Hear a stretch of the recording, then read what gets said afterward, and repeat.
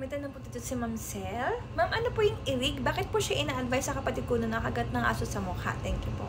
Hello everyone, I'm Nurse Ray, I'm Nurse Vaccinator. Irig Equine Rabies Immunoglobulin is na anti-rabies vaccine. Ito po ay madalas binibigay kapag nakagat o nakalmot po tayo bandang mukha o bandang leeg. Ito po ay may dalawang klase. X-rig, human rabies immunoglobulin, and then itong equine rabies immunoglobulin. Ito yung mas common, ito dun po ay mas mura. So, tandaan natin, anti-rabies vaccine is a series of vaccine. So, after 3 doses or 7 days pa lang po tayo nakaka-develop ng antibodies.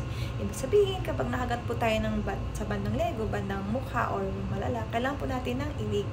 Ang irig po ay binibigay direct sa sugat, in-inject po sa sugat. Ang action po ng irig is to neutralize the virus. So, hindi niya po papaabutin yung rabies sa utak. So, ipaparalyze niya sa mismong sugat po. So, yun. Kailangan po natin ng irig po. Thank you po.